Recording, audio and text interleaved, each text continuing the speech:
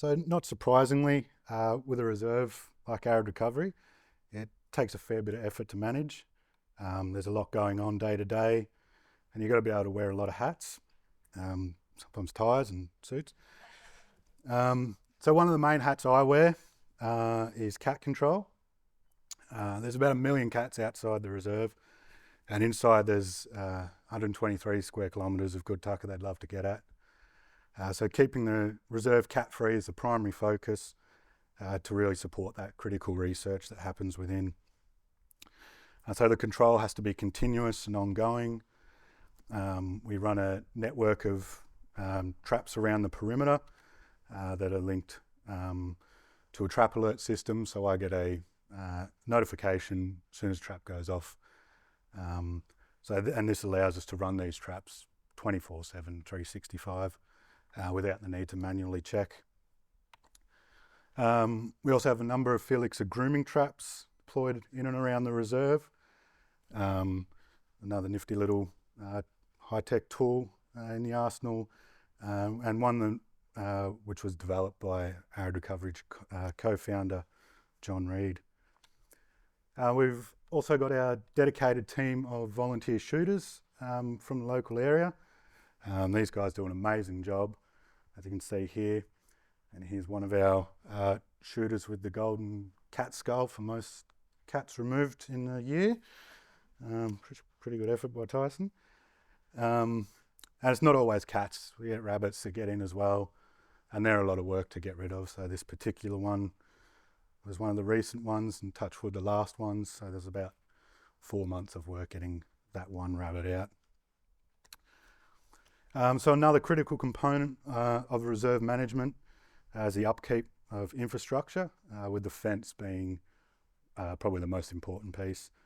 It's our last line of defence, so regular maintenance and monitoring is crucial, and we do that by dedicated weekly fence checks around the external perimeter as well as internal fences, as well as annual audits that monitor condition and dictate maintenance going forward.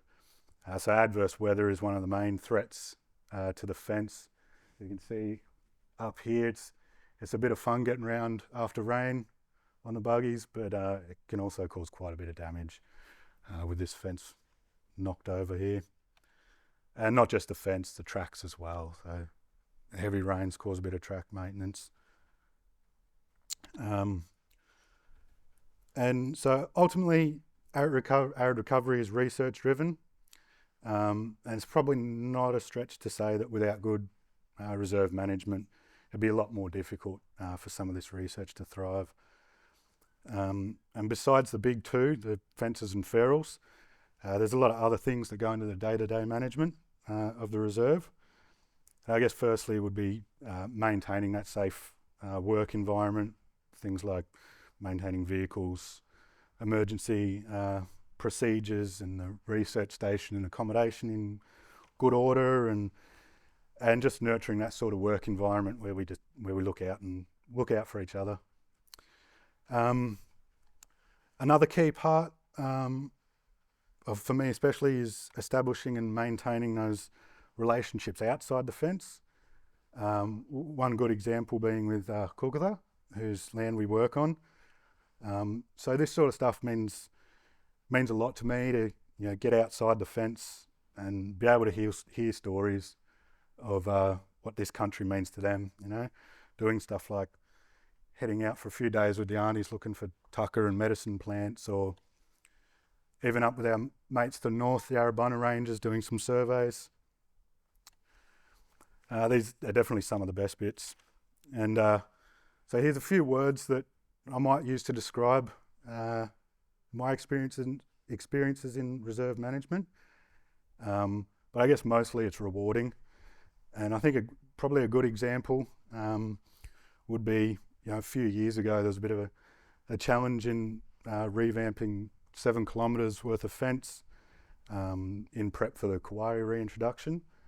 It was a big job. We had to get it done in a certain time frame. But once that challenge was complete, I was fortunate enough to be able to go up north and bring these Kawaris back to the reserve for reintroduction. and since then continuing that management to see him through that establishment phase, and I guess what is well on its way to becoming an established population within the reserve. Sorry. And I think that probably wraps me up.